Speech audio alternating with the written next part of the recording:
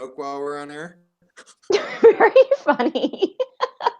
Hi there, it's Erin Byron, Enlightenment Activist, coming to you with 3Q1A, the show where I ask three questions and then give one answer. I am so thrilled to be here with the founder of the Sedona Yoga Festival, Marc Titus. Hey, Marc, welcome. Hi. Hi. I Marc, did. I have three questions for you. Are you ready? Yes. Is it a Okay. light round? Is it what? Is it a lightning round? It could be a lightning round. Sometimes people give me one word answers, and this gets done really quickly. But Yes. No, well, maybe. yes, no, maybe. The first question I have for you. So I call myself an enlightenment activist, and that just basically means that through a path of realizing myself and my dharma or purpose a little bit more clearly, I apply that to support others in making the world a better place, and hopefully I'm doing the same thing. So I perceive you also, Marc, as an enlightenment activist. Just from my experience at Sedona Yoga Festival 2018, there were so many people there working from their corners, making the world better. And I'm so thankful that you put in the efforts along with your partner, Heather, to bring that experience to all of us. What was the impetus for Sedona Yoga Festival? Um, well, way back, like we're talking 2009 is when the first energy of it began. And I was literally sitting in one of the courtyards here, and I said, I had this kind of inspiration. We know it better now because it's 10 years later, but there was something that kind of burbled up inside me, and literally it came out as, fuck that. I'm gonna do a yoga festival in Sedona because there hadn't been anything like that. Mm. And honest to God, that's how it started. From that, like, this is Sedona. It needs a yoga festival. To the creation of it, and the meeting of Heather, and the 7 years of doing it. It literally started from Sedona doesn't have one of these, and screw that, I'm going to do it. So, but having said that, what it really means, and what I really think is happening is that you said dharma, you said path, you said this unfolding, and I do believe it is my path, my dharma, to facilitate the evolution of consciousness. And when the time was ripe, I think the lightning bolt came in. I perceived it, and then in that egoic mark of 10 years ago, it was literally like, okay, well, f that, I'm doing it, you know. And but ultimately, as one of my teachers most recently has shared with me, we're always guided. We're always guided, he said. He didn't say you will always be guided. He didn't say that. He said you are always guided. And so I think that I heard that inspiration and guidance. And in my naivete back 10 years ago, right after I first got to Sedona, I was like, yeah, I'm going to do it. And, but it took a lot of work, inner work, to get to the place of even being able to say found it and then create. Mm. So, but I would say, short answer, I was guided to do it, and I believe it's the guidance and my path that brought me to this place and poked me 10 years ago to say, hey, Marc, why don't you do this? And that's such an important point about saying yes when we get that poke, that we are always guided, and it's that guidance that's directing us to our clearest purpose. No wonder Sedona Yoga Festival is so huge and um, meaningful to so many people all around the world. I met people from all over the world there, South America, and in Canada, where I'm from, and of course all over the United States. I mean, really well traveled. Some Europeans there, if I'm not mistaken, and somebody from Russia, right? So when we say yes, everything unfolds before us and brings it to its purpose. So I wanted to reiterate that point, Marc. I think it's so important, and thank you for listening, and thank you for doing that for all of us. So question two may or may not be the same kind of answer, but I participated in the yoga for PTSD training and found that such a meaningful experience. You know, there were social workers there, psychotherapists, trauma survivors, first responders, artists, creators, yogis. It ran the gamut. Why do you think it's important to have that yoga for PTSD stream integrated into the Sedona Yoga Festival?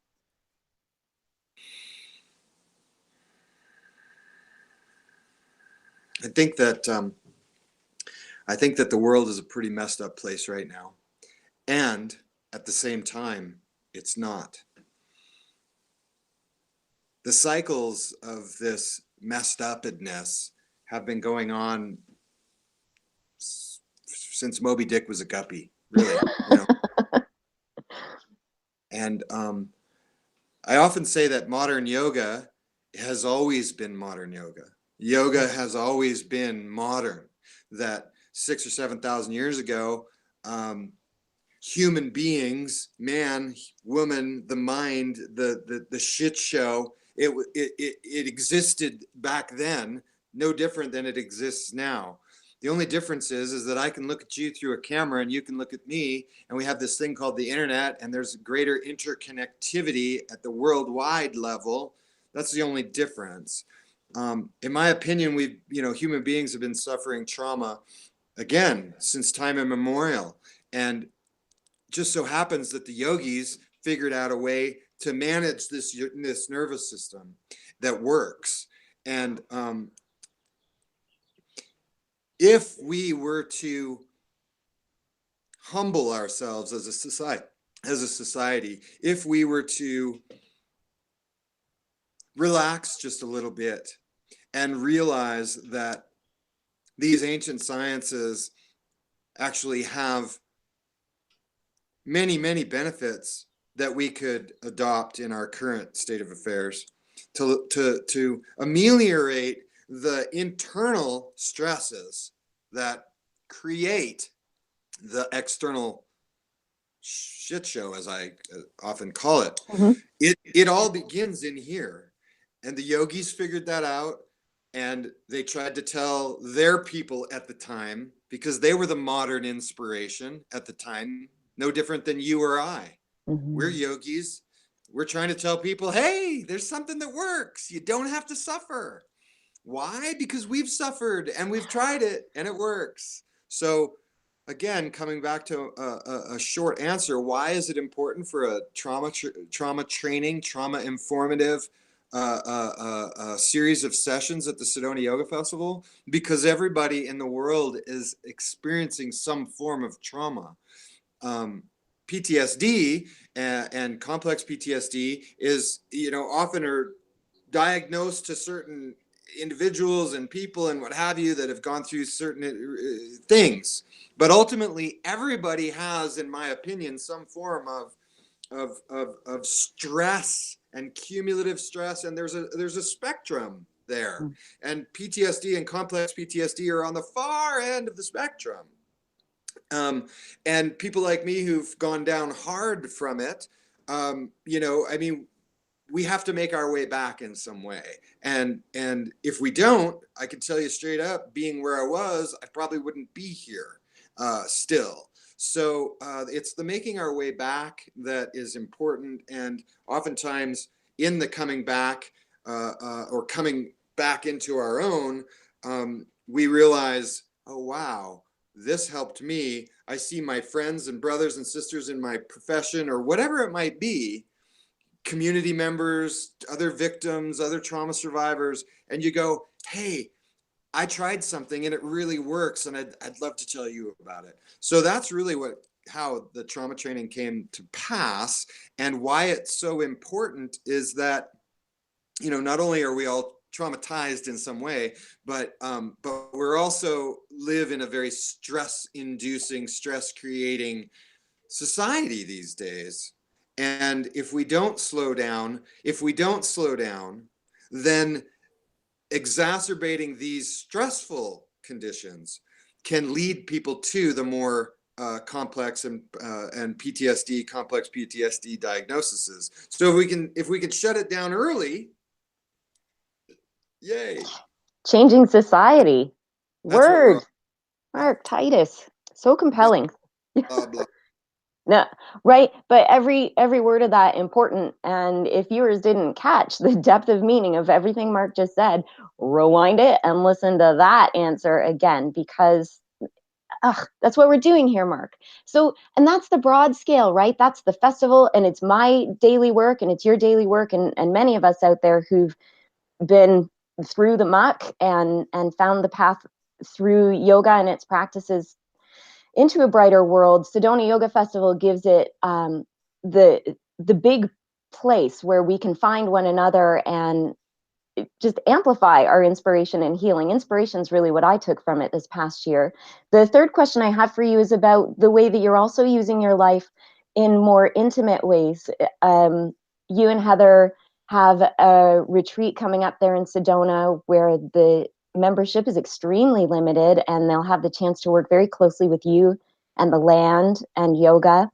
And I'm wondering, my question is, for what purpose do you bring people to the land of Sedona on that more intimate scale?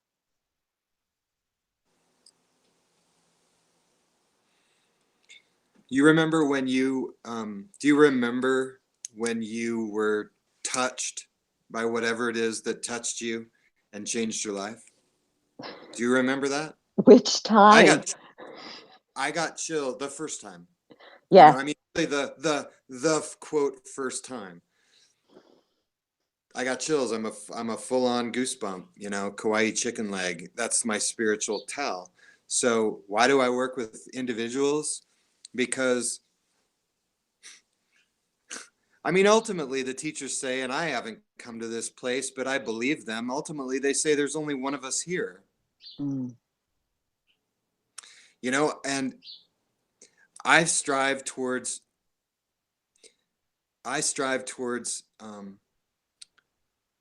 realizing that every day.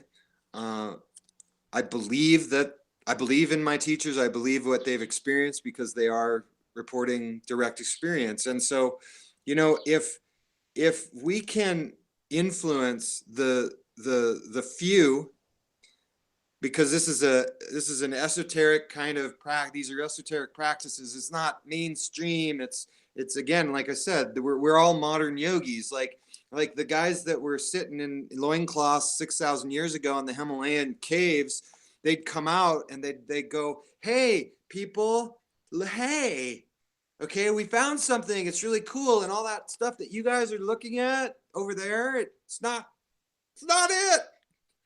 But we found something." It's no different today. And so, but ultimately, I think that what I've experienced in my own awakening, in my own consciousness evolving, has taken me has moved me from an individual who was solely and completely only cared about himself and his own advancement early in my life, albeit there was an altruistic nature to who I was, but I swallowed the pill. I drank the Kool-Aid of step on everybody to work your way up the ladder, make it to the top of the organization, succeed. I mean, I was on a type 1 incident management team. I mean, it takes a big fucking ego to do that, and that's it, right? But when I was touched by that, knowing that there was something more going on, my whole life changed. My whole life changed. And it's been a 10 or 15 year evolution, no doubt about it. But something shifted inside me that made me kinder, that made me more compassionate, that made me realize that the harm that I was doing to others was ultimately just harming myself. And that's what's important. If I touched that one person 10 years from now might become the president of the United States. They might become the UN a UN ambassador. They might become this or that or the other thing. They might find themselves in an influential place to do something about it. I mean, look at Jim Carrey, for example, right? I mean, I heard him talking about consciousness 10 years ago, and he was talking about I spent some time with Eckhart Tolle and it was the best and blah, blah, blah. And I felt like the talk. And he goes, it was there, I was everything. And there was only one. And then it was gone. And now all I want to do is get it back. You remember that speech? That happens to each of us. It's like, holy shit, there is something here. And then it's like, oh, the traffic circles kick back in, and the rent's due, and I don't have it, or this is happening, and then I forget, and life sucks again. Well, over time, for me, life sucks a lot less and less and less, and the moments of realization that my mind is creating a lot of drama when it's not necessary, and all I have to do is let those thoughts pass by, and eventually new thoughts will come through that are more in alignment with this new Marc that's forming.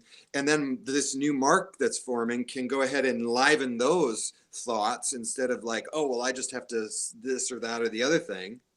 So when you ask why we do the work that we do in big groups and small, it's because who am I to be the one that says this person should have this or this person that should have this? Now, granted, not everybody's going to find access to me, but that's not the point. The point is that the people that do find me, or Heather, or you, or any individual trying to work with individuals, for whatever reason that they've found you, they've been drawn to you. And if your message is one of enlightenment and upliftment and consciousness evolving, then they're going to listen to you. And so when I work with individuals, I'm actually working with groups, large groups, because that person that comes to my retreat and Heather's retreat, they're going to go back to their home and they're going to go, wow, guess what I just experienced? And the whole cycle starts again. The whole cycle starts again. So whether it's 2,500 people at the yoga festival or 6 people at a retreat, the amplifier is the same. The moment someone realizes that life is more than just what it appears to be from this, and they realize that there's something birthing within them, it's a game changer for the whole of the world. So that's why we do it. Brilliant. I have appreciated your clarity since before ever even meeting you. When truth is spoken, it's recognized as truth. So thank you again for the answer to the third question, Marc. Oh man, I'm loving this.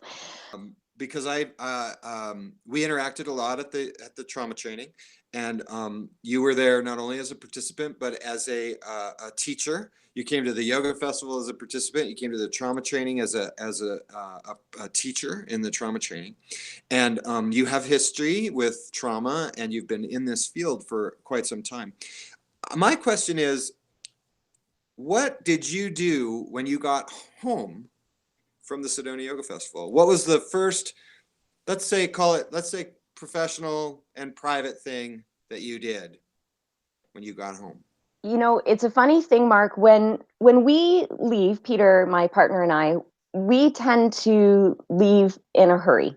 And so for once, we seemed to have finally established the pattern of coming home to a clean house. So nice.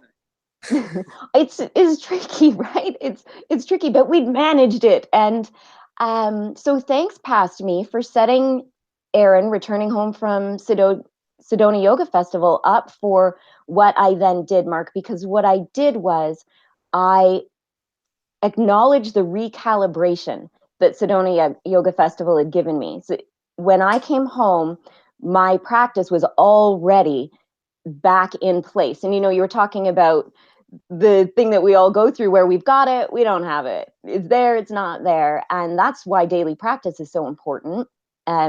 Even though daily practice might shift for us as the years go by. I revisited some of the practices that I appreciated when I first discovered yoga. And that has nourished me along the timeline of my life and really supported me when the traumas bubbled back up or things have not gone so smoothly in life. The regularity and comfort of reestablishing those old practices is one of the greatest gifts that Sedona Yoga Festival gave me. And that is the first thing I did when I got home, was just get right back into the me that I know that I am and living that way. Now imagine 2,000 people returning home and rejuvenating their practices, uh, taking that inspiration and injecting it into their community. I mean, basically, you start your practices, you begin your practices again, anew. You've become, you've expanded, you've evolved, and returning to these practices. But what I'm pointing out is that each and every one of your listeners and your tribe and the people that you interact with there where you are have the opportunity to center themselves in whatever practice they have, and realize through your inspiration that you received. Sure, yeah, here in Sedona, great. That aside, it doesn't matter anymore, because that was a month ago. What matters is the fact that you are inspired to evolve your community. And the ripples are huge, right? One pebble thrown in, the ripples still go out. But all of us throwing in those pebbles, we're changing the world, Marc. Thank you for the work that you do. It makes Thank such a you. difference to all of us. My pleasure. So remember, if you've enjoyed this interview, share, subscribe below. Also, click the link in the description to register for Sedona Yoga Festival 2019 and follow the links to learn more about Marc and his work. Thanks so much, Marc. That was terrific. Well, I think you're probably going to be back, right? Oh, I can't wait to be back in 2019. Oh, it's going to be amazing. Yeah. Well, I'll tell you what, I really appreciate this opportunity. All of Erin's tribe out there, just realize that all it really takes is just to get quiet. Just to get quiet. We are always guided, and I'm kind of starting to believe that. And the reality of being a practitioner and a yogi is that I'm going to tell you one more story. Eric Schiffman. I sat with Eric Schiffman a few months ago, and I met him online, and I mean, I know I just resonate with him so much, and I just feel like a brother, right? And so one of the beauties of my job is I get to meet these cool, inspirational leaders and teachers and what have you. And so I gushed the first time that I sat with him, because I sat with him face to face, much like this, except I was a foot of 2 feet away from him, and I'm just like, oh, I gushed, man. I mean, this is like a guy that he gets it. And I said that. I said, you get it, right? You get it, right? Mm-hmm.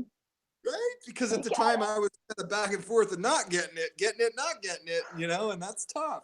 And he looked at me and he goes, yeah, finally. And it was it was the way he said finally. And he was kind of joking, and yet probably not. But the way he said finally, Erin, was like, almost like, yeah, just a few fucking minutes ago, I got it. And don't get me wrong, I'm going to forget it again in about 3 hours. So. Right? And I don't know, I usually don't drop a lot of F-bombs in my interviews, but apparently I did today. So I apologize. I blame myself. I think that's the energy that I bring to the space. So. but I mean, really, here's what that told me, is that here's a yogi who's been practicing for 45 years, or teaching for over 40 years, And he looked at me and just matter-of-factly said, yeah, finally, almost like he just got it that morning. And there's something to that. So the reality is that just get quiet, just get still, start to learn, start to inquire as to what it is that could possibly be guiding me, and what happens if I follow that guidance. Because I will tell you this, Erin, everything that I've done for the past 10 years has been guided, the good and the bad. And what it took from me was just trying to figure out how to listen to that guidance and interpret it. And I think that's what these practices do. They clear out the mind and the ego and allow a more clear, pristine space to exist for us to hear this divine inspiration and thus move from the heart into the world. So thank you for doing what you're doing in the part of the world that you are in, and expanding as you have today into the online world of videos. I know it was challenging. So thanks for holding the space for that and having me on, Erin. I really appreciate it. Thank you, Marc. I appreciate it too. All the best. Bye. Bye.